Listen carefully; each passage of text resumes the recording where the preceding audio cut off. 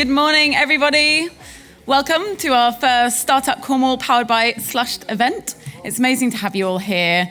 We're really excited to be here, excited to bring this global event to Cornwall and to the UK for the very first time. And this morning, we are welcoming 10 awesome startups who have gone already through a process to be finalists in this pitch competition. They're all here at the front. They are all well prepped with thanks to our pitch coach, Martin Barnes. And yeah, really excited to welcome them all today. Just want to say thank you to our judges. We've got Stuart Noakes from Canopy Community, Michelle Law from Context, and Nina Hampson from I Use Genius. We've deliberately not set a judging criteria this morning. These guys are experts, and therefore they'll use their own initiative to make their judgment on your pitch. And you are pitching for a pretty mega prize package, but I know also a lot of you are pitching for investment as well, and we do have investors in the room. So yeah, so best of luck. A couple of things to run through. So thank you for our sponsors. So all of our judges have put in to the prize package as well as Moral Associates who have also added their own prize, and Software Cornwall have added a membership prize as well. So thanks, Henry, much appreciated, and to our judges as well who have put together this prize package. The sponsors will be here throughout the day as well, so if you've got questions for them, they will be around mingling, so do try and grab their time.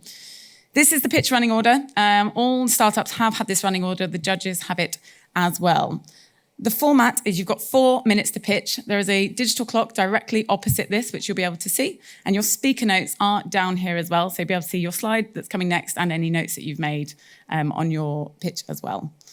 Please stick to the time. I am going to cut you off after 4 minutes, and I am then going to cut the judges off after their 5 minutes of questions. We've got a really tight schedule, and to make sure it's a level playing field, we want to give everybody the same amount of time, so nothing will run over. If you finish your pitch 30 seconds early, we will just allow the rest of the time to run out, so you can start questions early. You're not going to cut your time short or anything like that. So it really is kind of up to you, but I will be quite brutal about timing. There is a clicker. So as you welcome on stage, I'm going to leave the clicker there. It's got a red back button and a green next button. It's nice and bright, so you can't miss it. As I said, you can see your notes there as well. And you are in control of making your own introductions. I'm not going to jump on between talks. I know you've all got your own intro, so I'm just going to let the whole thing run. We've got about a minute for turnover. Some of the startups are pitching for the first time, so please show your support, rapturous applause, lots of smiles, give them everything you can. We've got a bit of a code of conduct at Software Cornwall, and it's about being kind and respectful. So please show them your support. It is really nerve-wracking getting up and pitching your business when, especially there's possible investment on the line. So yeah, anything you can do to make these guys feel comfortable, because I know they've worked really, really hard to be here today and to get pitch ready. So without further ado, I'm going to hand over to our first pitch contestant. Good luck, everybody, and enjoy it. Thank you very much.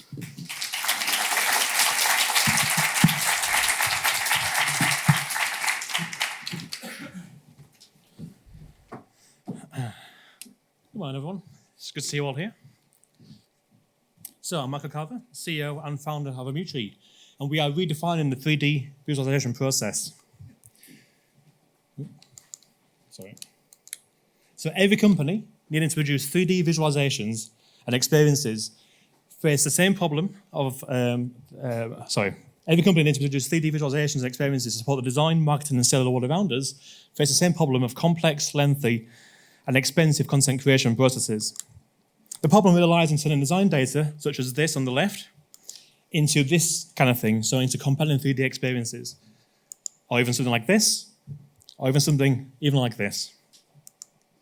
We're solving this problem by launching revolutionary products that are designed to turbocharge 3D content creation and enable wider adoption of 3D visualization technology. Speaking of revolutionary products, we first launched Amutree Fix back in April 2023, and this is a B2B and B2B SaaS product designed to automate the frustrating and time-consuming elements of 3D visualization. We're seeing early products revenue with over 70 active users and 3 enterprise-level agreements. Then we launched Amutree Render back in May 2023. This is also a B2B and B2C SaaS product designed to fully automate the creation of 3D visualizations for architects and designers. This has secured over 4 enterprise-level agreements now, and just over 400 organizations in a waitlist for the product. So users, such as Stolos architects, tell us that Amutury enables the firm to win more work by providing a solution that supports the submission of project proposals faster and more often. We're hearing from Rolls-Royce that Amutury allows them to quickly test out design proposals and make better, more informed design choices and showcase products to investors and clients. We're hearing from Ravensbourne University London that Amutury enables their students to quickly and easily visualize their designs, and it also significantly reduces equipment overheads for the university. We're hearing from Ocean CGI, a 3D Viz house in Bristol, that Amutury allows a firm to deliver projects faster and more cost effectively, enabling them to take on more client projects and grow the business. And we've just signed agreements with a startup in the PropTech space who's telling us that Amutury allows a company to grow and enables their business to sell their products at a price point tenable to their customers.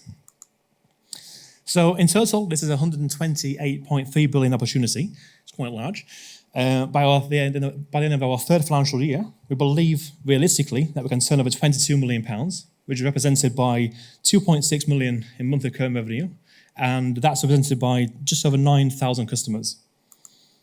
So in terms of the team, it's myself as CEO. I've pioneered the use of gaming technology within non-gaming applications across many industries, alongside our COO, Anna Jentz, who's got significant experience in co-founding, capital raising, and exiting in several SaaS businesses, alongside Adam Sutcliffe, an award-winning Dyson Fellow and successful entrepreneur with over 2 decades of design experience.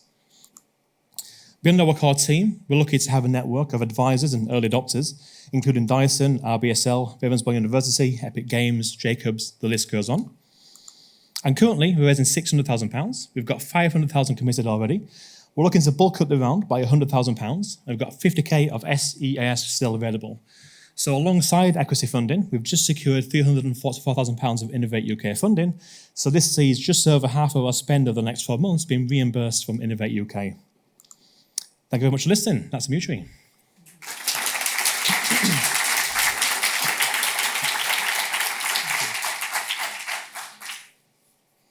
Awesome. Can you hear me? Yes. Okay. Hi. Thank you very much, and well done for going first. Thank you. That was a great start. Sounds very exciting as somebody who spent a lot of money on architects' fees for an extension and got a bunch of drawings. So didn't really know what it would be like until it was actually done. So I can see there's definitely somebody who needs this over here. I'm interested to know, though, what's the competitive landscape for this at the moment? Because this presumably isn't a new idea. Absolutely. I mean, sort of architectural visualization has been sort of going on for decades now. Current solutions are really software solutions that require, significant experience, manpower, resources, IT hardware. So it's very much, expensive software that's very capable, but also requires significant expertise and resources, manpower to maintain. So Amutury is going to be the first sort of option that provides a simple path to 3D visualization without having to recruit teams of artists and software developers. So you can just go ahead, upload CAD files to Amutury, and it produces visualizations that will currently take weeks to produce and thousands of pounds in minutes for tens of pounds. You said you had a 400 people waiting list. Yeah. So in terms of scale up, how do you deal with that in order to get to your 22 million? So what do you need to do to kind of get rid of that wait list? Absolutely. So right now we're kind of working on products enhancements. So this funding round is going to help with enhancement to the products. So a little more robustness in how we convert CAD files into 3D visualizations, more features. So we've been running feedback sessions with those companies to understand what they kind of want and need in the products. From that feedback, we built a roadmap which will be facilitated by this funding round. The product itself, we're going to go ahead and market this, through social media. We've got industry connections with sort of CAD software vendors as well, so we can sort of partner with those guys. And we're also really building virality into the products as well. So architects and designers can share their experiences with their clients, with their colleagues at the click of a button as well. So we've got some virality built into the product itself as well, just to sort of help that sort of growth. Hello, Michael. How are you? Oh, good, thank you. Raising some nice money. You've got a nice team, but what's missing from that team as you go into the next phase? Absolutely. So right now, right now we're currently scaling our software dev team, and really the next steps is sort of recruiting a sales team to sort of bring in more enterprise level customers.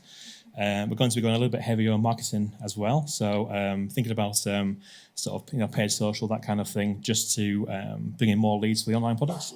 So it's going to be products dev, it's going to be sales, some marketing. That's kind of the current focus of this round. Yeah. You talked about your target customers, and you mentioned B2B, but also some B2C. Yeah. Can you give us sort of a bit of a breakdown? Because I guess is social media the right channel? How are you targeting each of the different target client groups? Absolutely. So we've been we spent the last sort of year trying to validate and our current customer segments and explore various customers. So it looks like there's demand from two kind of camps. It's the non-educated markets in this space of 3D visualization, which is the architects and designers. And then on the flip side, it's the educated market. So it's 3D visualizers and artists who currently create these things on behalf of architects and designers. So we kind of realised that our products brings value to those currently creating visualizations by turbocharging their content creation processes. But on the flip side of that, we're targeting architects through a fully automated solution as well. So it's we're currently sort of taking a top-down approach with, I guess, early adopters. So we're seeing more demand and more willingness to engage with us from enterprise-level customers like Rolls-Royce, RBSL. We're using those guys to currently generate sort of traction, revenue, and we're using their feedback to enhance the products as well. So the plan is to sort of work with 10, 20 enterprise customers over the next year, bring in sufficient revenue through that, use that learning to enhance the online products for architects and designers, essentially. In terms of your tech, is it patented? Are you, in terms of what the process that you use, is it something that's easily replicable? Or? Yeah, we've run I guess the magic sauce in YouTube past a few patents attorneys. It looks like it is patentable. So. No, it's all good. Thanks a lot. Thanks a lot.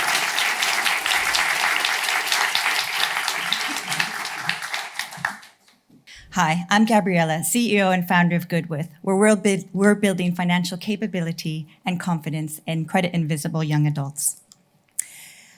After graduating from university some time ago, I got into a lot of credit card debt.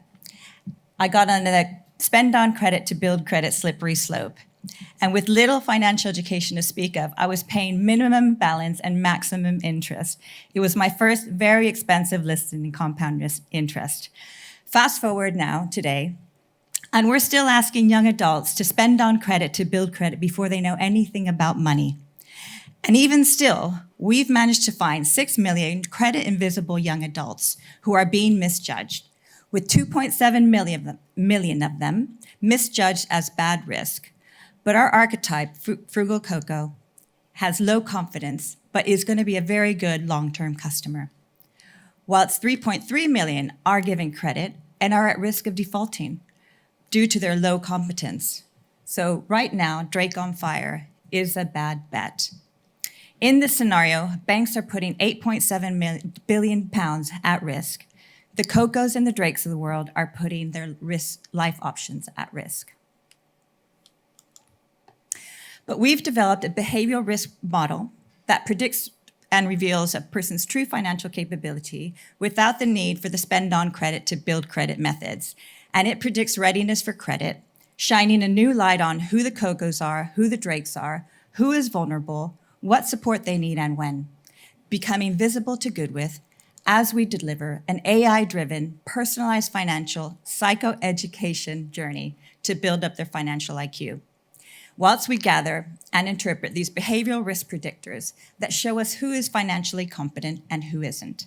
So we connect their bank account, we measure their financial capability, we deliver a personalized financial IQ program to build up their financial health and their readiness score. So when ready, we can either safe match them or safeguard them.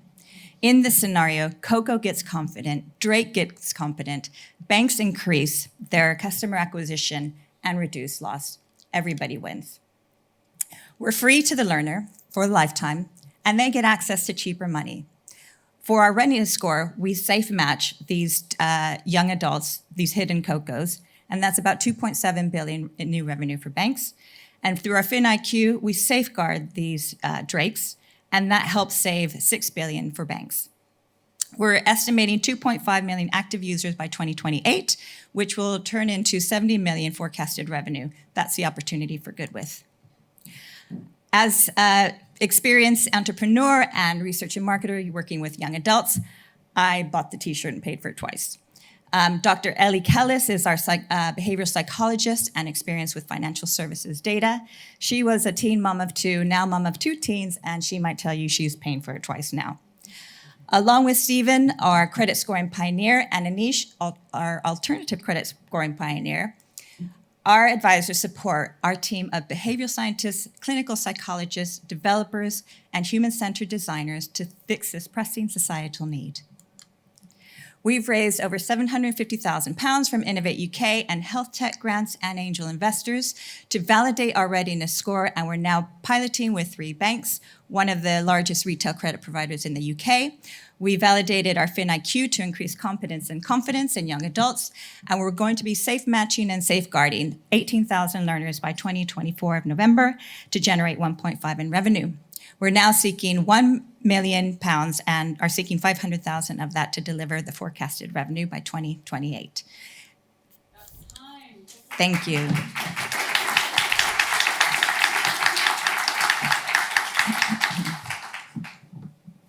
Hi. Hi. Thank you very much. That was great. So I'm a bit of a data freak. So what types of data are you using to create your credit scores? So we have a combination of objective data and subjective data. So through our app, we collect people's their personal current account data through an API. So that's the objective bit through open banking. On top of that, that way we understand their financial capability objectively. On top of that, we are adding subjective measures that have been proven to help predict self-efficacy, which is an important measure of people's risk-taking and their capability. So it's psychometric quizzes, behavioral quizzes that we're taking them through as they go through the app. So those are the data points that we're combining that are better predictors of risk than what current and traditional credit scores have. And that's the data. Hi. What's missing from your team? So right now, and what we're needing the investment for is to increase the team. So we are looking for a tech lead. We have developers, we have the data scientists, we have the human-centered designers. We have advisors in the credit scoring space, but we'd like to hire a couple of actual specifically experienced credit scoring analysts. We are looking to and just increase the team size. So a couple more developers, a couple of more designers. And right now we're hiring new content people to make it more animated, kind of Duolingo type experience. Could you just talk a little bit more about how you see customer acquisition working, just in terms of end user use of the app? So if I'm right in understanding, are you targeting the banks and it's the bank that will roll out the app through an existing customer relationship, or are you looking at targeting customers directly to use the app? At the moment, in the shorter term, we're building the brand. So building the brand good with to acquire users. So if we're a fair, ethical, transparent kind of new breed of data company, we feel that we're going to be attracting more young adult users because they are very skeptical.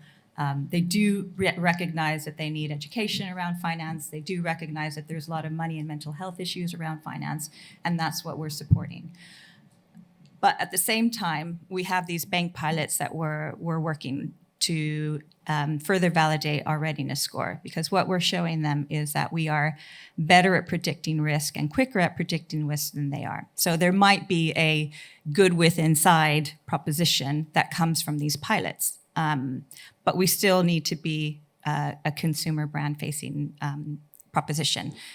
But we're using, because we are a kind of a what we call straddle tech, fintech, health tech, and ed tech, we are working with people like Money and Pension Service. We're working with people like Step Change. We're working with charities and organizations that are looking at the financial well-being of their communities, which is our route to market. Otherwise, it'd be really difficult to stand out from the crowd. The social media budgets you can imagine are going to be huge. So that's why we're going kind of the partnership route. So partnership from a user perspective kind of further validates our approach to being fair, ethical, and transparent. Hi. Hi. So, can you just talk us clearly through how you make money? So, is it a subscription model? That would be. Yeah. So we're free to the end user. So we're free to our learners, and we would make money by either pairing them to a better product, so matching them to, for example, a current account. If they're constantly going into their overdraft and they're paying extra for doing that, then we would, once we have enough data around them, match them with a better product in the market, and then get a commission for that. So that's kind of the program there. So that's safe match. The safeguard is around this 6 billion pounds that banks are losing. So when they sell to debt buyers, if their money is at risk, they've tried a couple of times to get their money back. They're losing about 90 pence on the pound. So sorry. Thank you.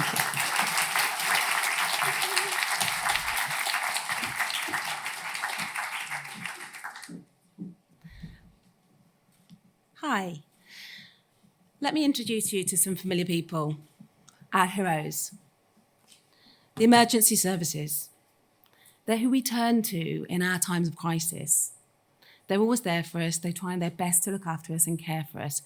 But who's looking after them? I am.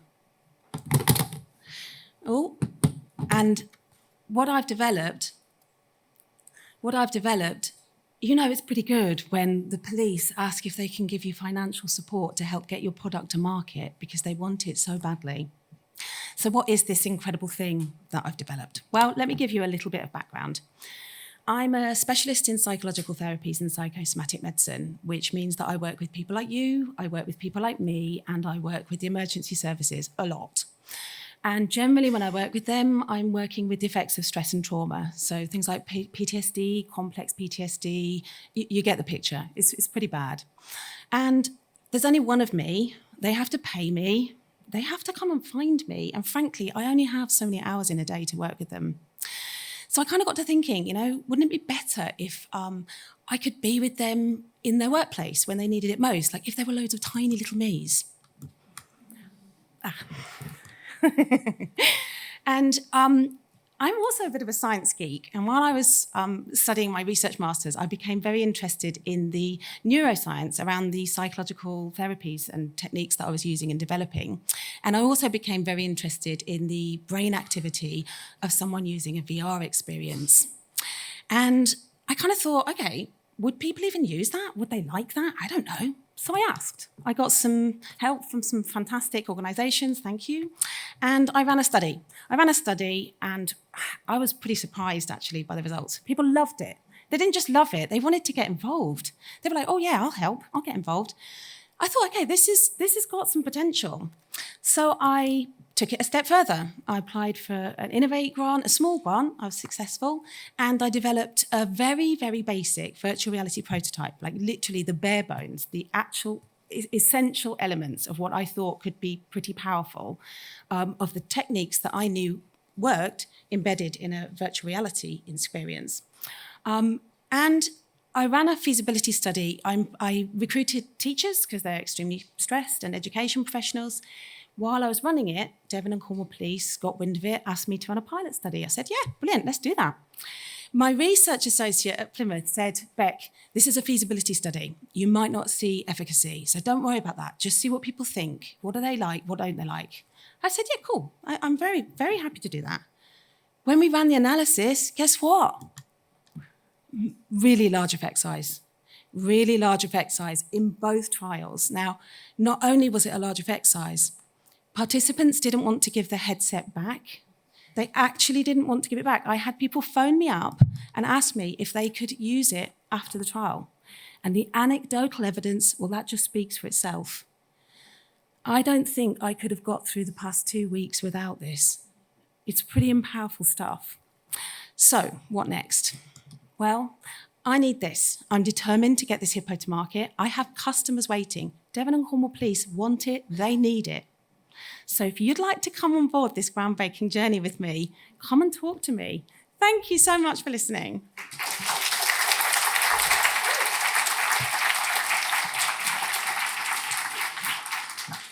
Nice storytelling. Thank you for Thank that. you. How does it make money? I'm so sorry, could you repeat How that? do you make money? So the virtual reality headsets are, it's a subscription model. So there's an upfront cost, and then there's a lease every year for the headset that involves them having upgrades every year, and that whether that be the headset itself or the software. So it's a subscription model, basically. Thank you for that. Just sort of picking up on Stuart's question. So who would pay for this, and would it be for short periods of time, and are they going to be shared, or are they kind of made available to all, or how do you see it working in practice? Yeah, so the discussions I've had with Devon and Cornwall Police and the NHS is that they'd have like a little library of them that people would sign out, because frankly they don't really have enough room on site for them to use them en masse. So they can have a couple in like a comfort room, which is what we did during the trial, and then people took them home and can bring them back into work. And then, so if they've had a very particularly traumatic incident, they can go and use it immediately, or they can actually sign one out and take it home if they feel they need a little bit more. So that model works quite well, because you can kind of do 5 or 10 headsets per 40 people, which is what worked really well during the pilot study. And that's what Devon and Cornwall Police and both the NHS have said would work really well for them. And I have discussed pricing models with them as well. Devon and Cornwall Police really want this. So they've actually offered me funding to match fund if I manage to get some additional investment. And the NHS have asked me to run a pilot study with their frontline staff, because the results just speak for themselves. It's been astonishing, just astonishing. So just picking up on that point a bit more, in terms of how much would your subscription be, and are you expecting the NHS and the police to pay for it for their colleagues in terms of mental health? Is that how you expect it to work? Yeah, so basically they all have a budget for wellbeing, and so each headset would be an upfront cost of £2,500 per year, and then each year that would be a £2,000 additional, and that would include all the upgrades. So if a headset broke, for example, that'd be fine, they'd just get a replacement. We'd be working on upgrades, pretty much software upgrades every year, and they'd buy into that. Basically that's part of their lease subscription. What's missing from the team? So it's just me at the moment. I had a VR developer who I subcontracted. I've got a really great advisory board, but what I'd like to do is bring in-house VR developers. So Birmingham University, the head of the Games Academy, has contacted me and asked to get on board. And they've got a couple of people that they've earmarked who would be fantastic in-house VR developers for me to work with.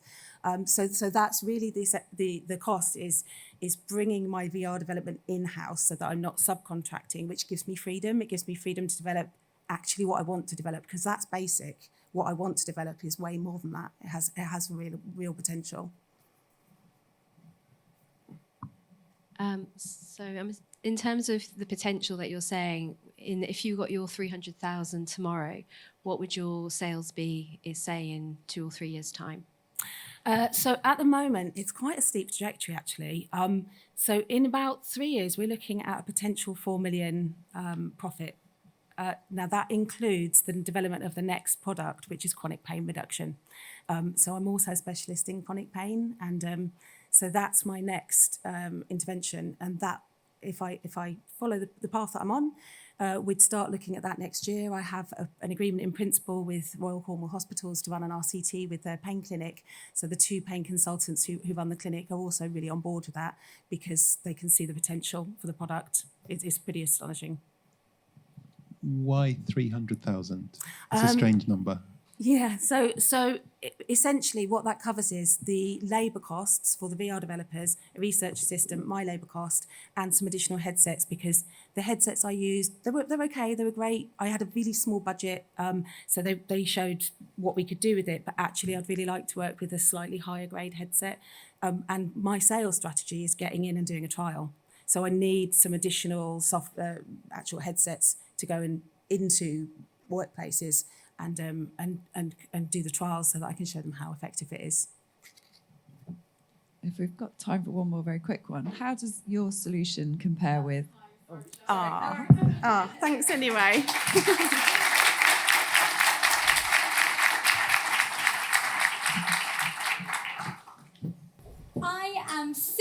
excited that this event is happening in beautiful Cornwall? So hands up. Who else is excited to explore Cornwall? Fantastic! My name is Tanavi Ethinandan, CEO and founder of Data Duopoly. Data Duopoly is on a mission to stimulate local exploration. Meet Anna, a mum of two, struggling to explore Falmouth using public transport and find a route that doesn't involve steps to discover the idyllic cafe. Meet David, a passionate baker with extra pastries today. He is struggling to connect with passing trade to tempt with his stock. Finally, meet Tanya, working in the local council responsible for public transport routes and rejuvenating the high street. She lacks the data she needs to make informed decisions. The lack of data and connection is the problem right now. The solution? Explore it, a hyper-localized platform using real-time data to enable visitor hubs to thrive. Used by the National Trust, trusted by local businesses, operational in an award-winning town, piloted with the Eden Project and a major university, our tech has been proven. We are able to incentivize 33% of people away from the busy areas to explore. David has the opportunity to send real-time offers or share unique experiences to passing trade like Anna via a white label app currently live in Falmouth. We provide our intelligent notifications based on live location to share what's going on around Anna. We integrate our proprietary custom routing, which highlights accessible routes around, all while providing valuable data via analytics dashboard to Tanya to improve future public services and transport options. We encourage sustainable exploration and provide the data that we all need to create thriving places and propel economic growth, contributing to the UN Sustainability Development Goals 8 and 11. We uniquely offer a low hardware approach to gathering this valuable location-based information. Our tech is innovative. We have raised £250,000 with private investment from the European Space Agency, have since secured Innovate UK funding for our API development, and will be representing UK innovation at the Smart Cities Expo in Barcelona next month. This is possible with our all-star team, which includes the perfect blend of expertise in product design, software development, and data analysis. I am unabashedly obsessed with the power of spatial data, and as an economics graduate from Cambridge University and a chartered accountant, data is my sweet spot. Our clients are the venues and tourist hubs themselves, charge a SaaS fee based on size. We've already onboarded Falmouth and the Tin Coast.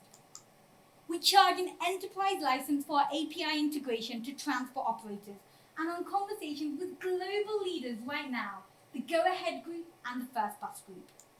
In fact, in the places we are already operational, we have onboarded over 90% of local businesses in the area. We plan to charge a low subscription fee or the weekly fee starting from £3 a week to allow them to send promotions on the platform. Our data provides a lucrative secondary revenue stream to enable smart cities.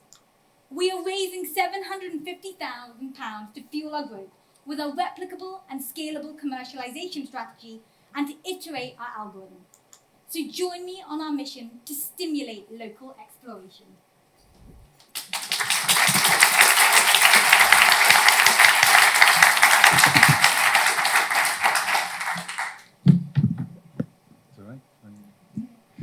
Hi. Could you tell us about the revenues to date for the company, please? Definitely. So revenues to date are around £15,000, and our roadmap ahead is really driven by our transport API and that rollout. Identifying the tourist hubs, then identifying the transport options, then the local businesses, and using that secondary data revenue stream. In fact, our next year projections are at 47,000, the year falling over £500,000, and then hitting 2.2 million just from venue hubs alone. So if I break that down a little bit, we've actually segmented the UK market into those with visitors towns with less than 150,000 visitors a year, of which there are about 400 in the UK, medium size, less than 500,000 visitors a year, for which there are about 250 in the UK, and those that are large, about 30 in the UK, with about 1 million visitors a year. So if we break that down, that's about a £17.1 million market opportunity, and we're targeting 12 in the next year, having already onboarded Falmouth, the Tin Coast, we're speaking to Guildford and Plymouth, so we've only got 8 left to go. So, how are you going to attract people to download another new app? How does it add value beyond the Google Maps that we all reach for now? Really good question. And the thing is, we're not. That's why our strategy is integration with existing transport operators. So people already have the First Bus app, for example, in Cornwall. So we will plug in our exploration tool to promote what's going on around you. So using Anna as that example, right now public transport hubs, it can be quite confusing to understand how you want to get somewhere. But actually we provide that exploration tool. And we know that, for example, Anna has walked from the Moor bus stop 25 minutes to the Maritime Museum, has to come back another 25 minutes. That's valuable data that Tanya, our local councillor, can see and then can actually influence future bus services, identify profitable routes and improve the services for everyone in the town. So when you're talking about visitors, are you talking purely about when you're integrating with apps, just people visiting the town to explore, or is it passing trade? Is it combination? It really is a combination. The reason why I'm focusing around visitors is because that natural hub and community is around there. That's what's driving our expansion strategy. We want to identify somewhere where there's already a thriving community, there's lots of things to explore, we can help people facilitate that. But also there's lots of local businesses around there that we can onboard on our platform, and that's really where our revenue stream is coming from. What's missing from the team? Great question. So actually we want to make 3 strategic hires with the funds we're raising. The first one is a chief revenue officer, actually identifying that commercialization strategy and taking the lead and rolling that out. The second is our CTO. Although we have a lead software developer, we want that big vision on the technical architecture. And finally, a customer success manager, because it's so important that we learn from our iterations and make sure the product is the best it can be. And one question, if you've got time, what would stop someone like Google or Twitter doing this? A really good question, and they were actually on my competitors matrix. The reason being, we actually see them as a potential acquirer. Right now, all that data is proprietary to them, driving their advertising revenue. We want to liberate that valuable location data and put it in hands of the social change makers, like the town councillors, to drive a good social impact. So actually, we see them as a potential acquirer, like they did for Waze in the automobile industry, and potentially acquiring our technology at a later date. Why 750k? Well, really good question. That's actually based on the fact that we want to have our expansion strategy, and that's identified for us to reach 12 town visitor hubs in the next 12 months, gives us an 18-month runway comfortably, and enables us to scale up our team. We're currently EIS approved, and would love to speak to anyone if they're interested. If we gave you 2 million, what would you do with it? Well, great question. It will be a land grab opportunity. We're taking a prop tech play. Really, we want to expand as quickly as possible so we become the go-to exploration tool in these hubs. No one else is doing something quite like us, uniquely combining data analysis and that real-time location. Thank you very much.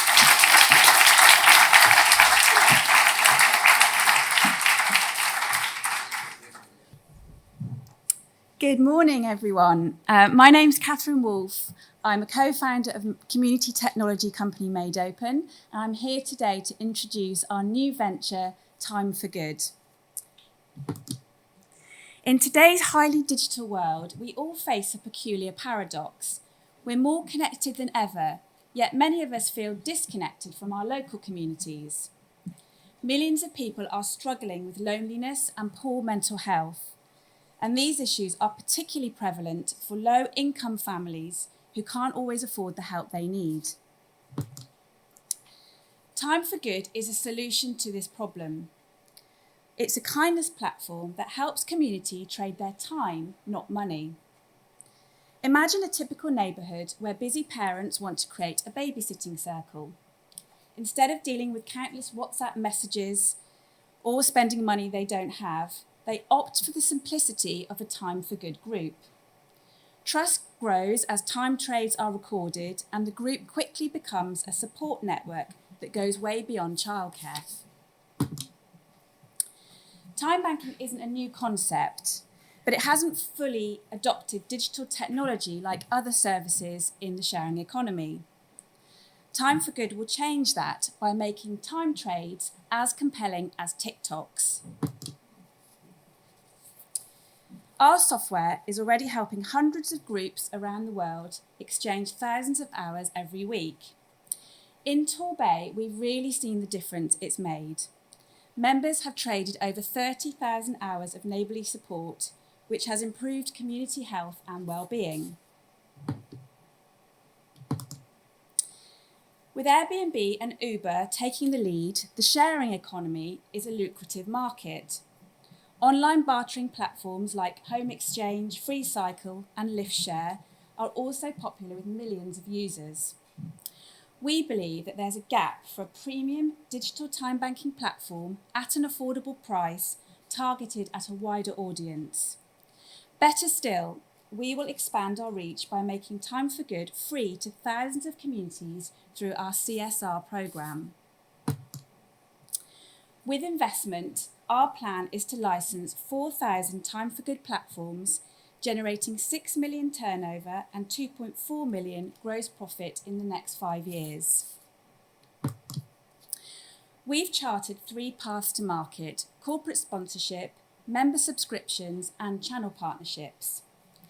Our CSR programme will help businesses deliver social value through sponsoring a time bank or a cohort. We will provide member onboarding services and real-time data analytics to help them measure their social impact. We're a proud B Corp certified business with an experienced team. To date, we've self-funded the development of our software through our client revenues, and we own all the intellectual property. We're now seeking investment and partnerships to accelerate our growth. Investment will support our app development, grow our management team, and support with automated billing for member subscriptions. Our dream is to revolutionise the time banking movement, and we invite you to join us on this journey. Just imagine how supported we would all feel if everyone traded a little more time. Thank you.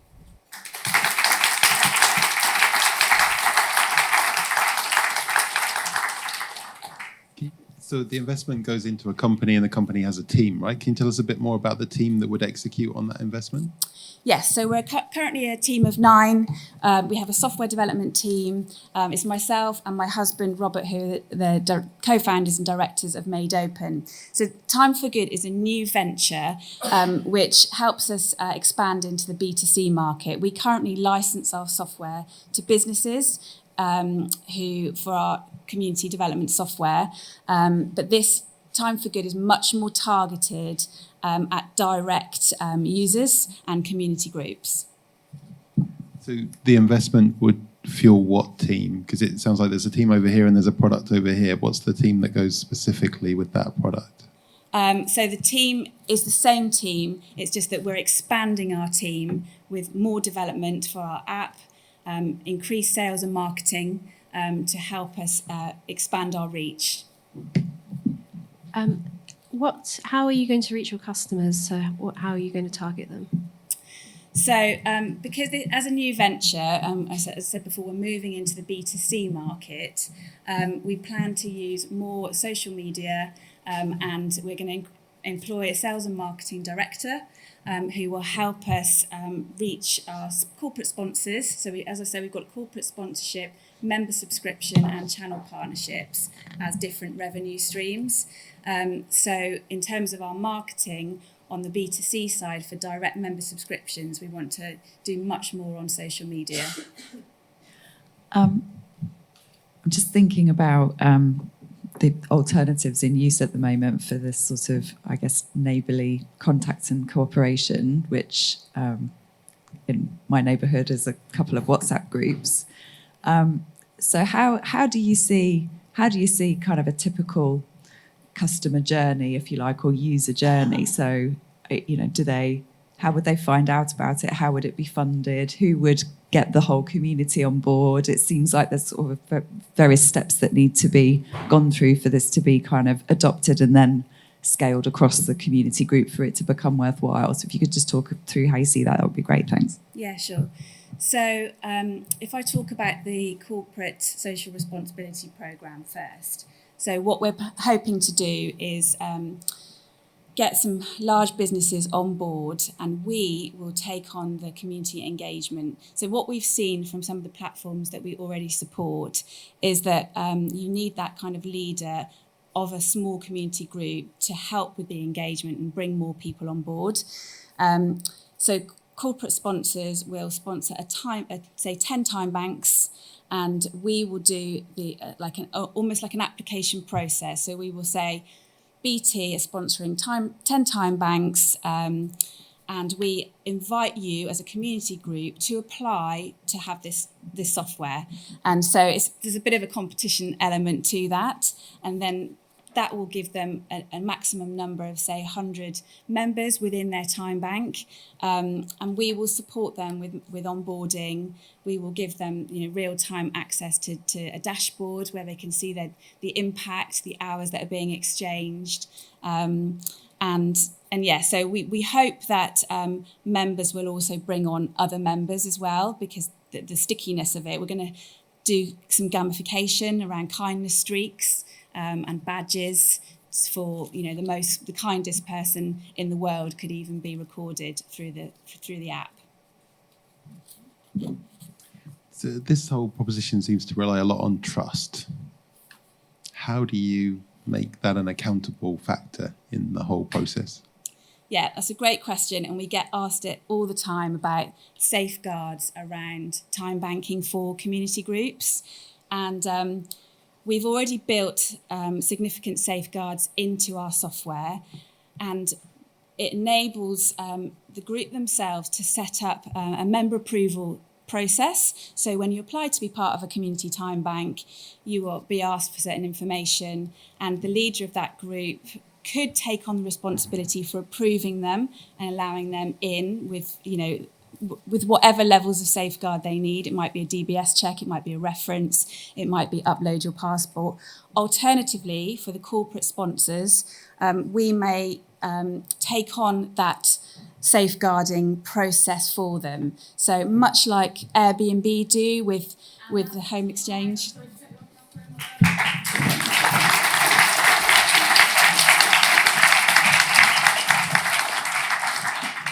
How would you feel if you had to wait 2 years for diagnosis and support for a condition that affected your child?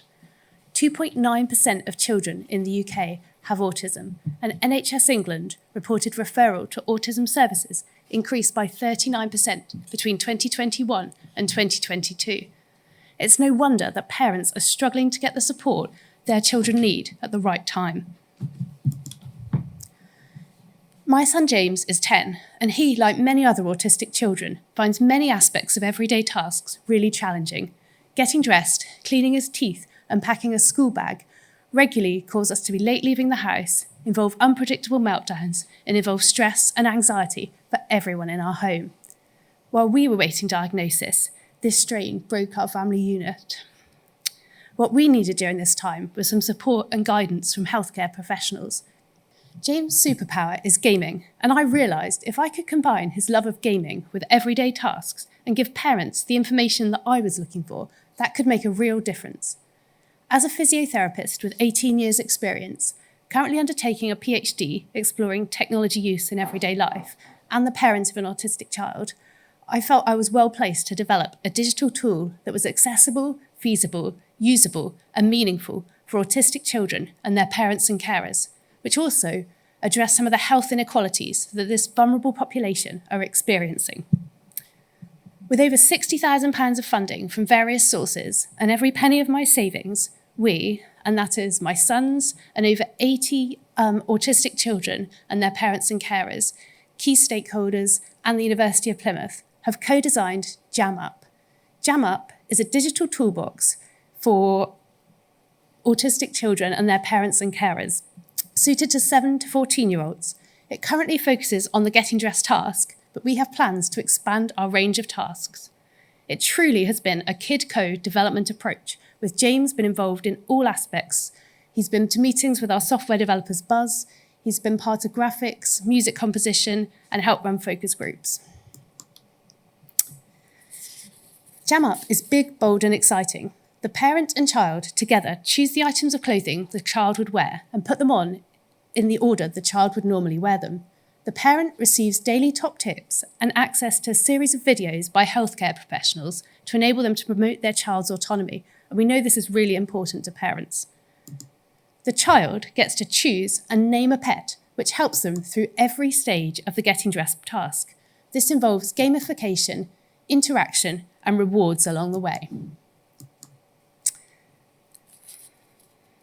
We worked with the University of Plymouth on 2 reports on competitor apps and ran focus groups with 5 autistic children and their parents and carers. This work identified a gap in the market for a product like ours. We're looking to address anxiety at its source. There's 2 routes to market for our product, either direct sales to parent carers or through commissioners of integrated care boards. We've already been working with one integrated care board who have inputted into our wireframe prototype and are currently reviewing our MVP. Prudent forecasting based only on parent carer models has a 3-year revenue profit of 1.2 million and a profit before tax of 235,000 in our 3rd year. Both of these models, though, are highly scalable. We're looking for investment of 200,000 under the SEIS to expand our team and also to develop additional task modules for Jam Up, enhance gamification. Thank you. Thank you.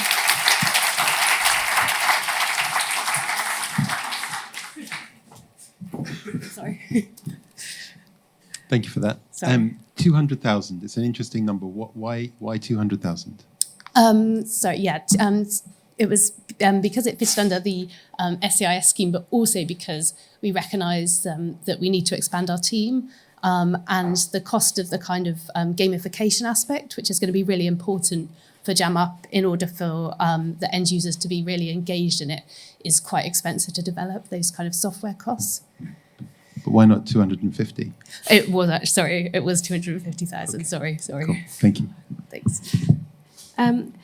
What justifies the £70 a year cost? So have you done some research around that? Yeah, well, we recognise it's less than Disney Plus, and this is like not a luxury product. This is something that families need in their lives, that mean parents can get out to work in the morning with a slightly clearer head potentially, and life just runs a lot more smoother.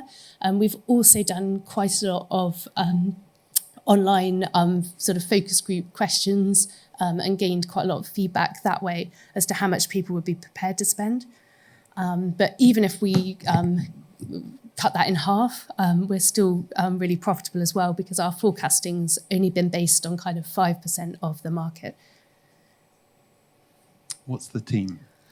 The team at the moment is just me, which is why I need some more help to expand our business.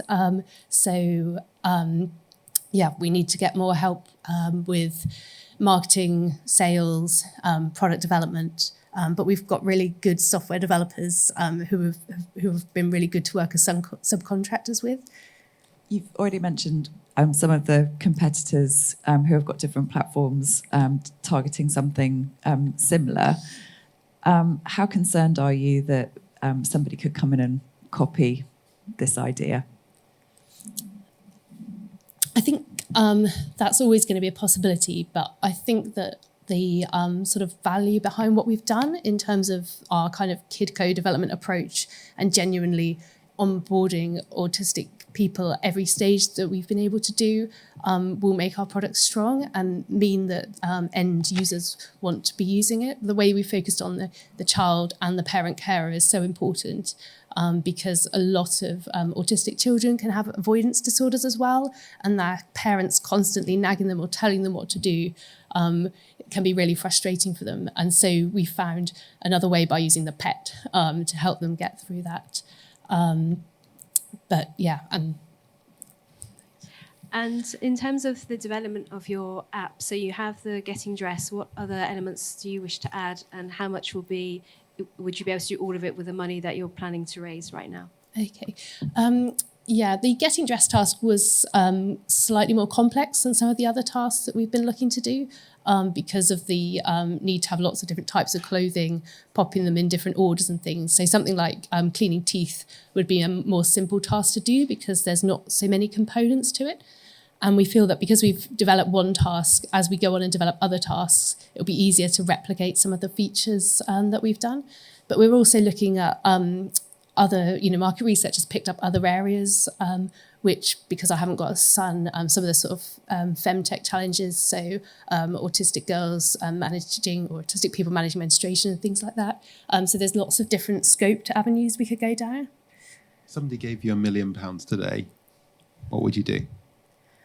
I would look to significantly expand the number of task modules and the gamification within the app. Definitely build my team, but I'd make sure that we didn't rush the process too much, because we definitely need to ensure that autistic people are inputting into every stage of our design process. And what's your founder superpower? I've started this 13 months ago, so I've been incredibly driven just because of the challenges, I guess, that we've had as a family, and knowing that how much this is needed. I did it initially for my son to start with, as rather than writing everything down on a piece of paper on a list, to help him get dressed in a slightly easier way. And then when I've spoken to other people, everywhere I go, everyone's really excited that what they could do with this, even people whose children don't have autism. And you've obviously got a very...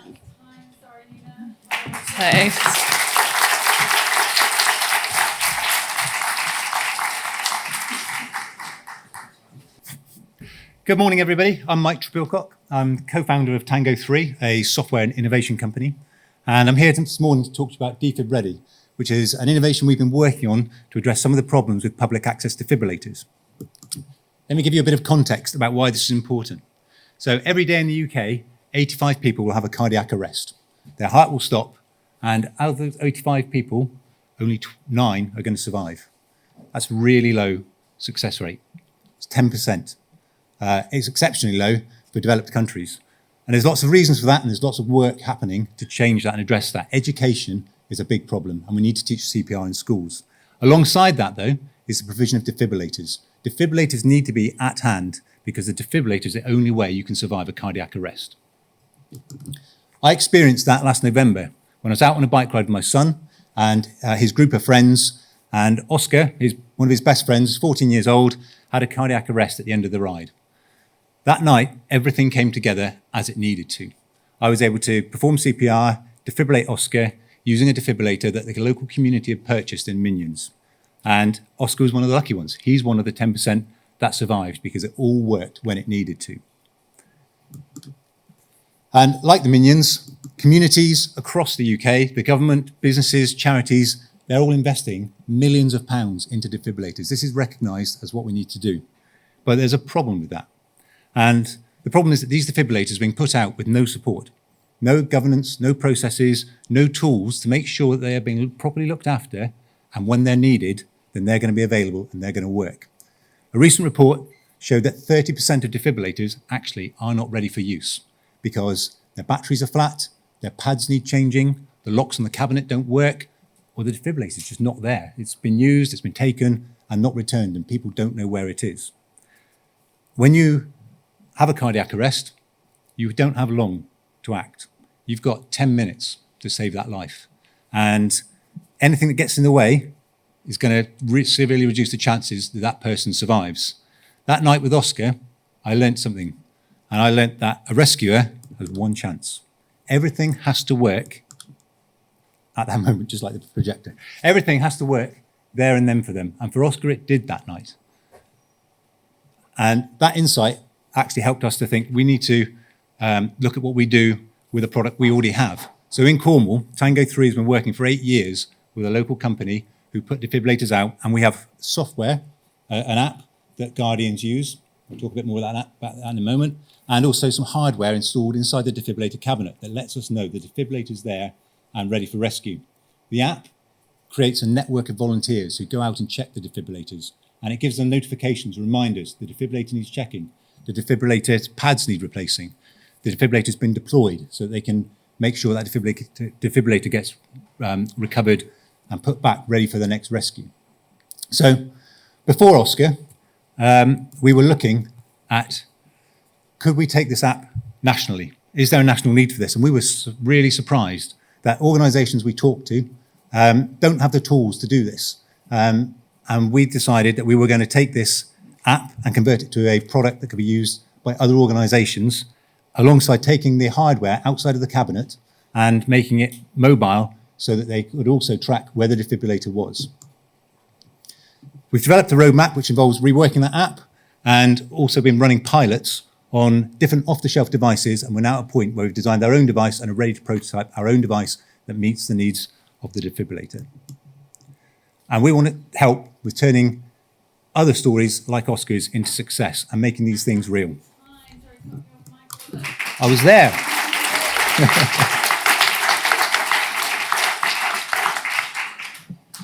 Any questions? How do you make money? So there's two parts. There's the app, which would have a subscription model, and we're trying to pitch the level of subscription at a point where it's just an obvious thing to do. So we're looking at a couple of pounds a month to subscribe to the app, and one person, one organisation would do that for a defibrillator. The guardians who use the app pay nothing. It's down to the owner of the defibrillator to subscribe. And who do you believe those guardians would, or the owners would be? Like what types of people? Are they people, companies? So there's a range, and there are networks of defibrillators that are owned by organisations, and they range from organisations with 50 defibrillators, some have 2,000, some have 20,000.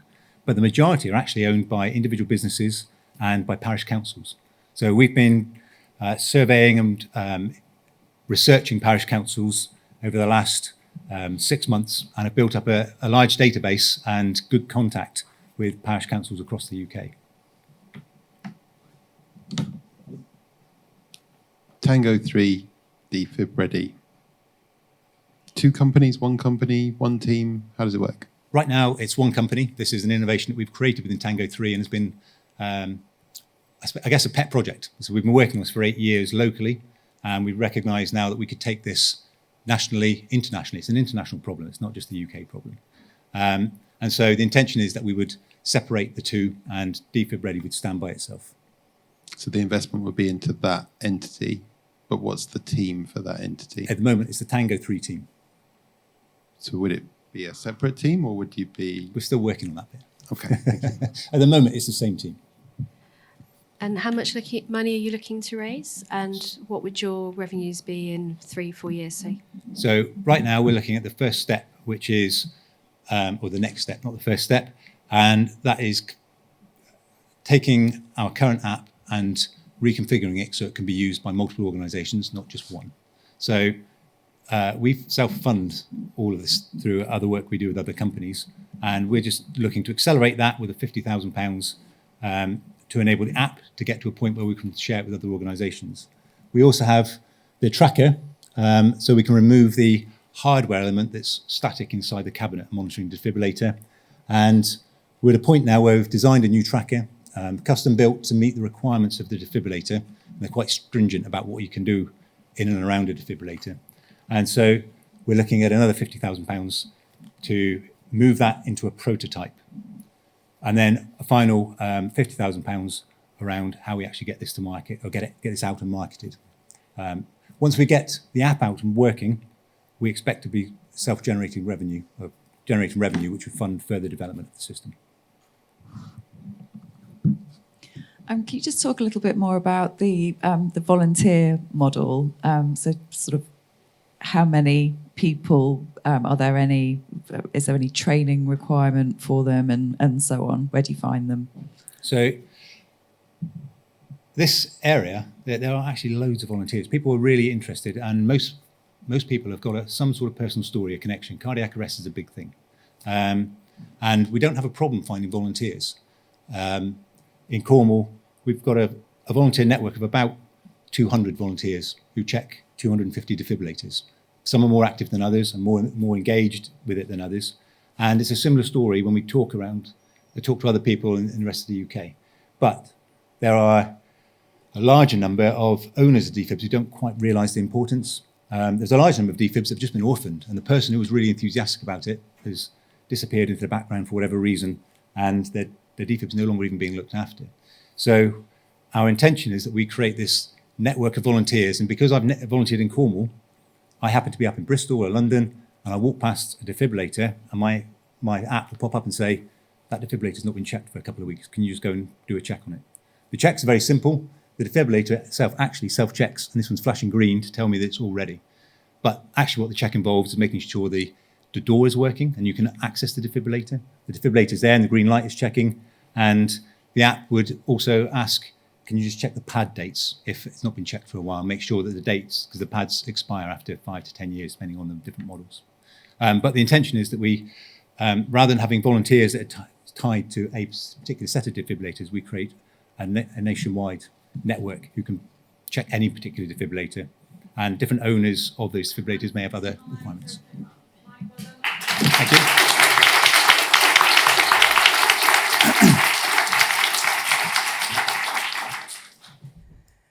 My story starts with the realization that AI, VR, video games, and tech industry as a whole is largely governed by a male-dominated narrative.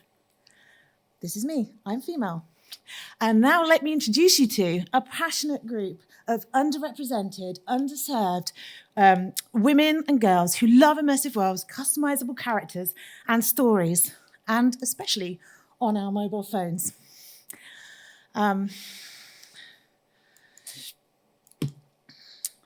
Especially on our mobile phones.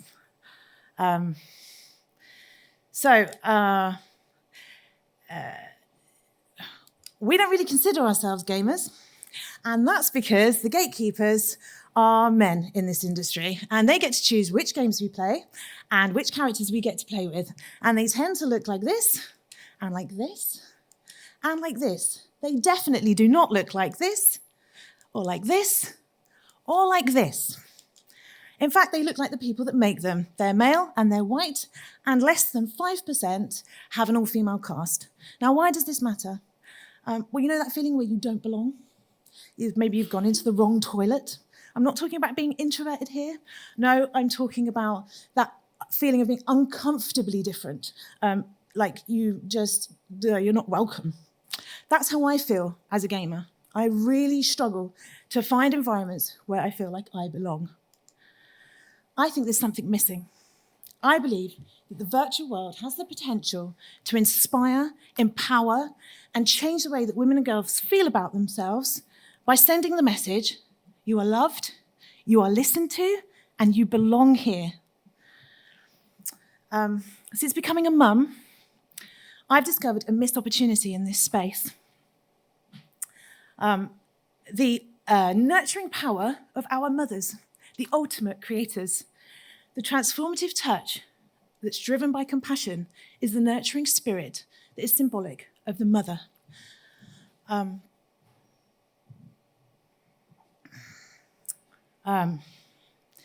Now is the time for Mothers of the Metaverse, an all-female cast of virtual influencers driven by the power of motion capture technology, genuine performers, and AI. Their home is a 3D platform specifically designed for virtual influencers to be able to monetize their content 24 hours a day, helped by AI. It's early stages, but I've managed to use my own money, raise money through crowdfunding and grants to build my first virtual influencer, do research with female gamers, rapid prototype the 3D platform. And is this going to play? Yes. My vision is to build the first European-based business of this kind, providing immersive gamified experiences for women, for the benefit of women and girls. I intend to grow revenue for InSpirit 360 through live streaming activities, paid subscriptions, offline and online events, physical and digital collectibles, and licensing of our original IP and merchandise.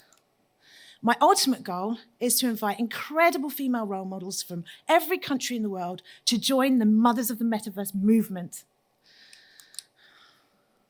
If you know anyone who wants to see more female-led, good tech in the world, find me on LinkedIn, and I will be here all day. Thank you.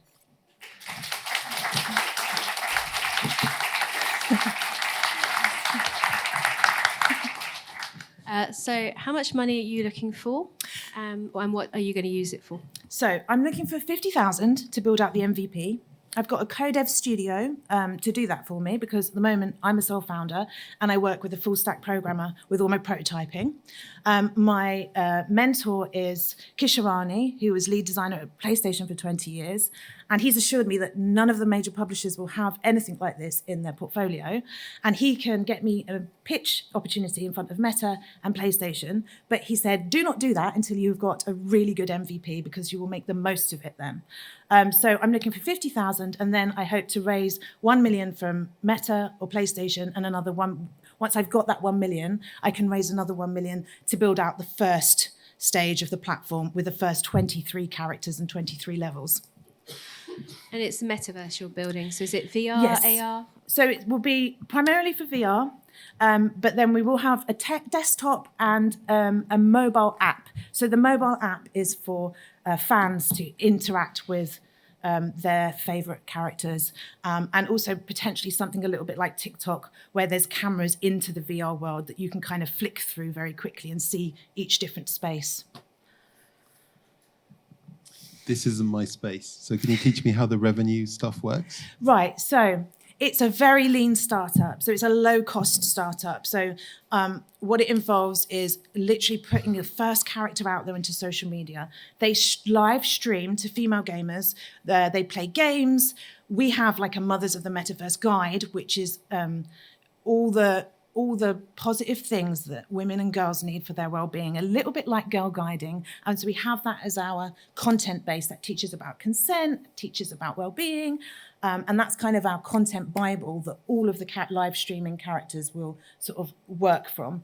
So a combination of different content which needs to be worked out, that needs to be tested with the audience and see what people are responding to, and then build on that. And so there's live streaming money to be made through super chats and paid subscriptions. So that's where people want to interact with a character and they pay for paid subscriptions. That's quite a low revenue option like that, but that's how we can get started. And then paid subscriptions. So YouTube has like a channel membership where you pay to be paid for extra content from that character. And then once we build up those characters' popularity, once we get followers, the real money is in the licensing of the IP. The real money is in the live events, the ticketed events that we can make millions from, and then the physical and the digital collectibles. So, for example, in a game like Gorilla Tag, which is predominantly boys and men, in 2 years they've reached 20 million in revenue, and that's from in-app purchases. So the game would be free to play. The platform would be free to play. So you've got this access through social media. That's how we build our following. Watching the characters streaming, that brings people into our metaverse platform. And then once they're there, they can buy dresses and hair and kittens and puppies and all the kind of things and that girls are going to like. But yeah, it's cosmetics, basically, they're called. And Gorilla Tag has made 20 million in 2 years from just selling cosmetics in-game. And the leading companies at the moment in this space are in Japan. And after 5 years, the leading company has just gone public and reached a 2.5 billion IPO valuation. And then the next company after that is worth a valuation of 234 million. That's completely independently owned. And that's in a very short space of time. So this is it's got if it goes off and people love it, it's got a very quick, very high return. For what is really, quite a small investment to begin with. So in terms of, so you're saying it's a metaverse and you're saying live events. What type of live events would they be, and how would that compare to something like a Drake concert? you know. Sure. So each of these performers that play the characters all sing and dance, and they're performers, and they have their own singles, they have their own music. So there's that aspect of it as well. But something I want to do that's a little bit different is for the live events. That's kind of in-world as well, actually, in-world and offline, is similar to a company, again, in Japan. They are really ahead of us in this space. And it's called Team Lab, and it's immersive installations. So that's fully immersive walkthrough installations. And that's time. Thank you.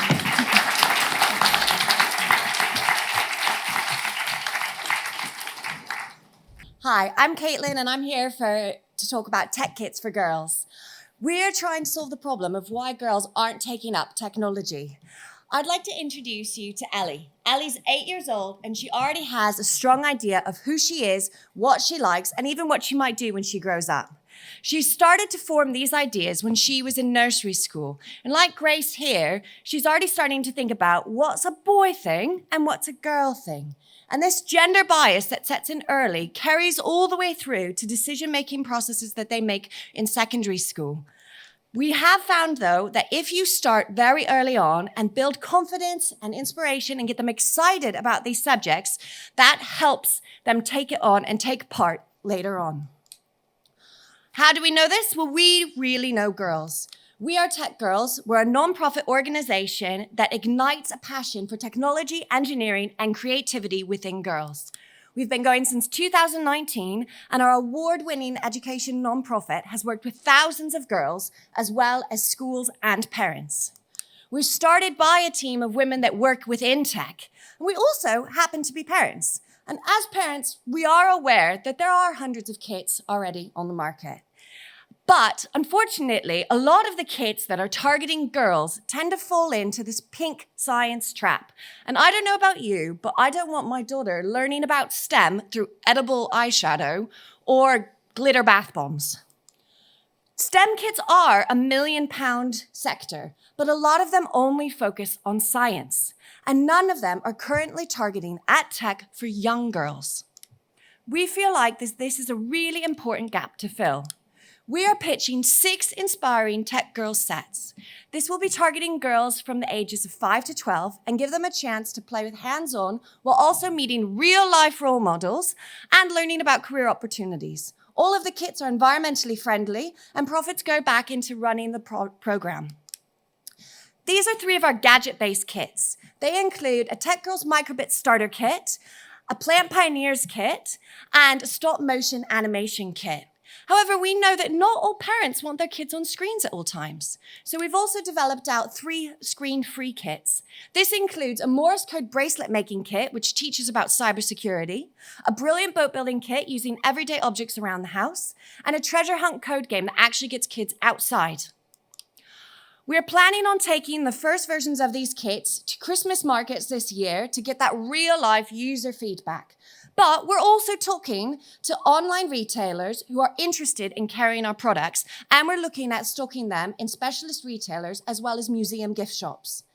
We are planning on targeting the UK market in year 1 with plans to expand internationally in years 2 and 3. And we have a target income of £100,000 to £150,000. We already have a talented team in place, and we've got suppliers and manufacturers lined up and ready to go. What we're looking for are impact-focused investors to help us raise £150,000, which will help us get these first 6 kits to market. Could you please find people that can help us teach these girls that they have a bright future ahead of them as Tech Girls? My name is Caitlin Gould. I am the founder of Tech Girls, and if you have questions for me afterwards, I'll be at the stand in the corner flogging these awesome t-shirts. Thank you very much.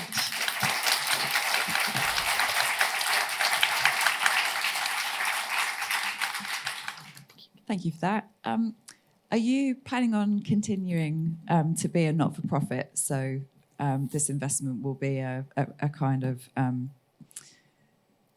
social responsibility type impact approach from investors? Yeah, so we have a few different options that we can go down. So we can stay as a not-for-profit and go down the route you mentioned, where this is a social responsibility investment. But we also have the opportunity to break out the products as a separate business. That way we can set up a different revenue and return structure for investors. Our profits as the organization, though, will still go back into the non-profit. We wanted to wait until we find the right investor to then choose which model we go down, instead of doing it ahead of time and then having to change later on. And so the 150,000 you're saying for the kit, so is that to manufacture and produce stock, or is there anything else involved in that amount? Yeah, so it's a combination of manufacturing and producing stock. We're looking at about 1,000 units per each of these kits to start with. It does include things, for example, we're doing our own beads for the bead making kit, because we want to make sure that they're sustainable. So they're made from recycled plastic. So that includes doing the injection molding with a company that's based in Bournemouth. But yeah, so that's building up those kits and also marketing as well. And what would your margin be on that? So what would you be selling them for? Yep, so the kits range from £10 to £25. We're trying to make them affordable on purpose. Obviously, the technical kits are a little bit more expensive, but that's competitive with the market rate. And our margins on them range from, on average, it's about 30%.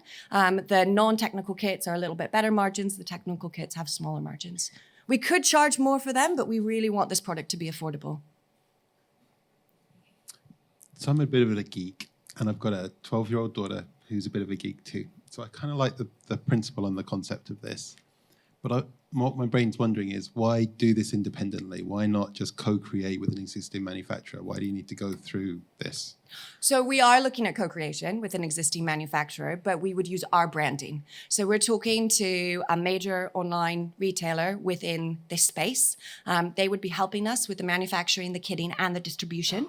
But we'd be using our branding. They're really interested in working with us and our branding to be able to target the girls. And they don't have anything like this on their shop at the moment. So that also helps us be able to get to market very quickly, because they would handle that for us. So we don't have to have a warehouse ourselves.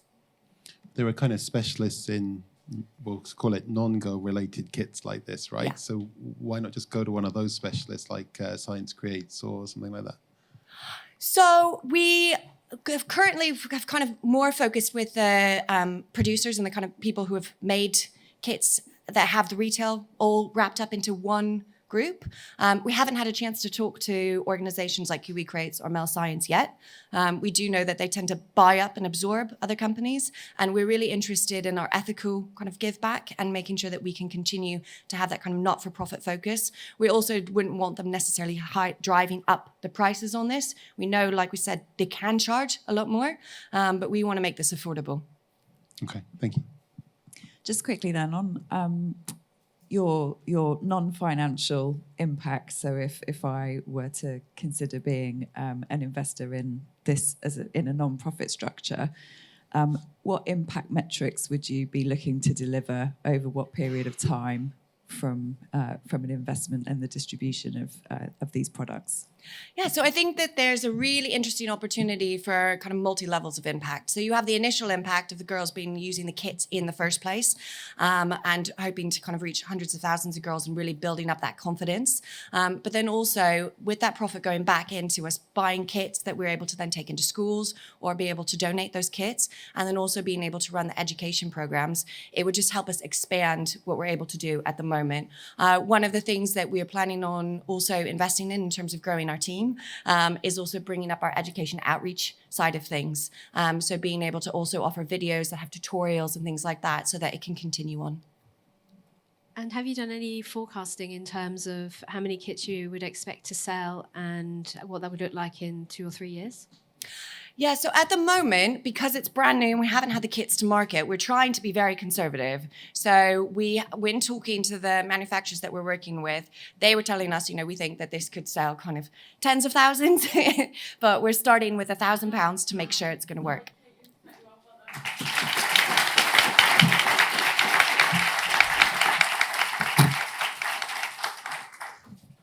Hi there, my name is Aj and this is Ollie, and we are the founders of Time to Fund.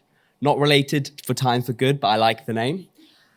The idea of Time to Fund was born when we were both at university together. And we worked on about 3 to 4 different startups at pre-seed and seed stage funding. And what we found were the same issues. It was time consuming, it was expensive, and we didn't have an existing network of investors to go to. So we picked up the phone to the investors, and we actually found that they had very similar problems, just in a bit of a different way. So imagine a platform, a seamless platform between investors and founders where they matched, basically like a dating website. So here comes the idea Time to Fund. Time to Fund is a dating platform for investors and founders, where investors are the tens of the world. They get to pick who they want to ignore, who they want to go on a date with, and most importantly, who they want to marry. So the benefits of the platform: the time saved by having the ability to access a large database of both investors and founders with all of their information stored on there. The money saved avoiding extortionate fees and running a self-run service, and matching with like-minded individuals in that space and being able to chat through the platform. So having spoken to both investors and founders, we found the main features they look for when looking for investment are the sector they're in, the location they're based out of, the investment to equity split, the business idea that the investor will be investing in, and the business experience that the investor has for the founder, and then the founder to investor fit.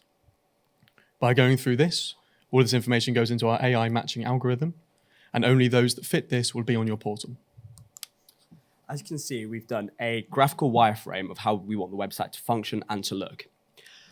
We allow direct messaging when matching, to create an account at the click of a button, but also to view the platform before committing.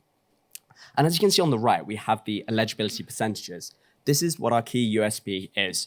We allow you to see who your perfect match is and even look at people who might not be your perfect match, but you still gauge interest with, saving both founders and investors time and money. In the market, where we saw a lot of competition is we analyzed 2 key variables: bespoke matching algorithms and also affordability. For most of our competition, they either had a very poor matchmaking system or even average matchmaking system, but they were charging extortionate fees. Given this, you're probably wondering what it's going to cost. For investors, this platform is completely free. We want no barriers to entry for investors to get onto the platform and want to ensure that our founders have access to a large number of high-value, verified investors. For founders, a lot of platforms similar to this charge you to just be able to look at what you're going to get. We don't want this. We want everyone to be able to access the platform for free. As and when you decide this is the platform for you, we have a monthly subscription model that limits your applications to ensure the investor doesn't receive too many, but they will all be bespoke. From here, you can share your information and chat through the platform. Where we currently are is we look to launch our MVP by the end of December this year. We are using an eligibility matching algorithm at the moment, and we actually are in talks with a PhD student in AI on developing further and stronger eligibility matching and weighting algorithms. So I ask you to join us on this journey at Time to Fund. Thank you. Do you have any questions?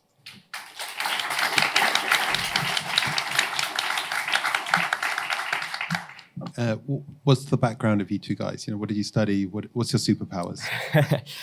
So I'm actually in my final year of university at the moment. I'm a final year dental student. I was involved in startups since the age of 16. So I've been and seen a lot of how difficult it is for young startups in particular, especially seed stage and pre-seed. If you don't have an existing network of people to go to, the barriers. And Ollie, I'll let you. And yes, I graduated from University of Bristol last year and now work as a data scientist. So Aj and I met through the lacrosse club and have worked on stuff since, and this is the big idea. And what do you regard as your superpowers coming into this?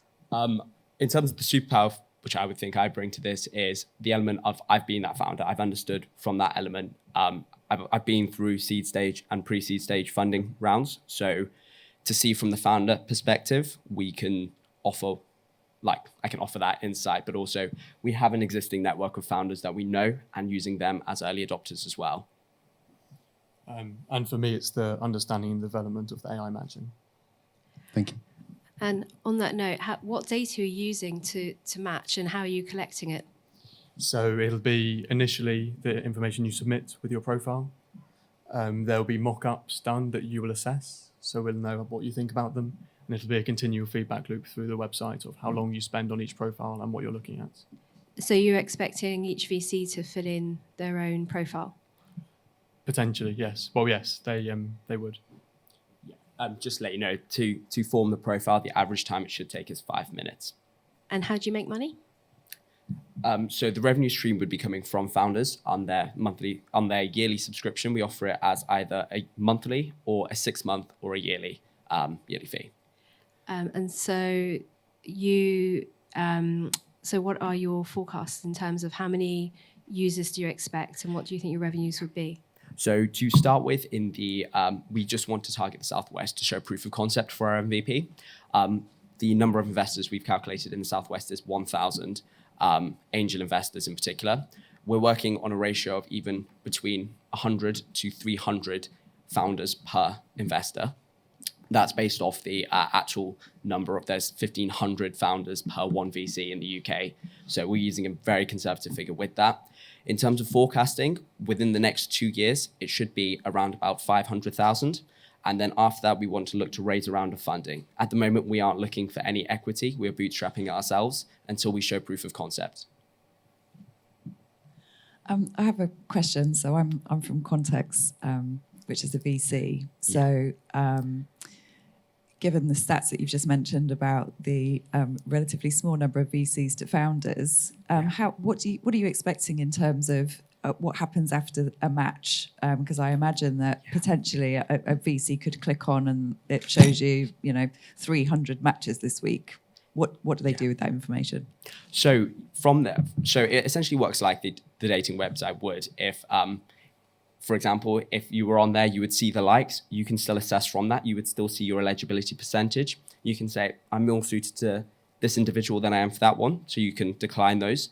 From there, essentially what we're doing is we're narrowing it down to make sure that you can see, right, I've got 5-6 founders who have got 90% eligibility. I'm going to look at them first. We know that time is your biggest asset. So being able to deal with that in a much more quicker, fashionable way is what we're essentially doing for you. And what do you think would stop someone like AngelList taking this idea and developing it themselves? Yeah, obviously they have a huge list of founders, but mainly investors. The issue for them is they're very large, so their ability to adapt to this kind of change is very, very difficult. And essentially, we're developing those algorithms from scratch. We are talking to early stage founders and investors, and we're seeing exactly what makes them tick. Once we know that, we can then go and expand significantly.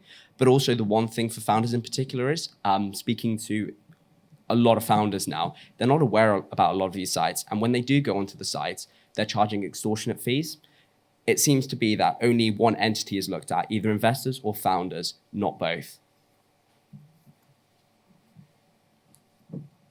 What's missing from your team? The marketing area we're looking into. We're in talks with a PhD student in AI to develop the model for how people are going to match.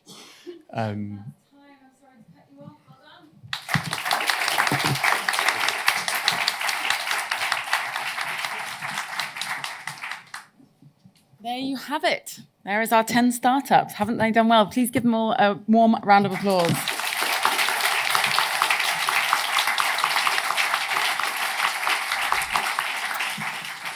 I think it's time we announced our pitch startup competition winner. I know the 10 companies who pitched this morning, they put their heart and soul into it, and they will be waiting to find out. So I'm going to invite Nina, one of our pitch judges, back onto the stage, and she's going to make the announcement. I'm almost too scared to press the button because I don't know what slide is up next, but we have got the winner on the slide.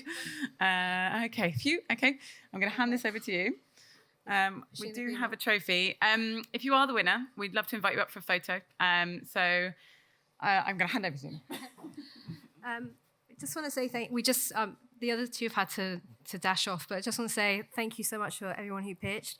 It was so amazing to see everything that you're doing, and every business that we saw had huge potential. And I just want to say the one that we chose, we thought this person knew their market, there was definitely a need for it, and we felt that the prize would probably accelerate them the most. So without further ado, the winner is Spectrum Taylor Taylor. So Jam City. So Jam Up.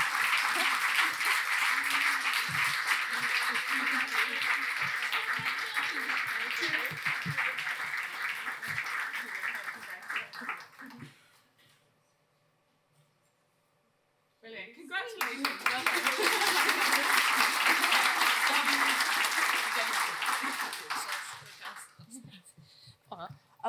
Yeah, thank you very much. This is amazing for me, and yeah, I'll definitely use it to the best that I can. And thank you for Software Cornwall. I wouldn't have done anything like this if it wasn't for you. You've really pushed me on, and thank you for all the other competitors in the competition. Everyone was amazing, and everyone's been really supportive as well. At our pitch club with Martin Barnes, he was really inspirational, and we had some amazing feedback from everyone involved. So yeah, thank you, everyone. Thank you.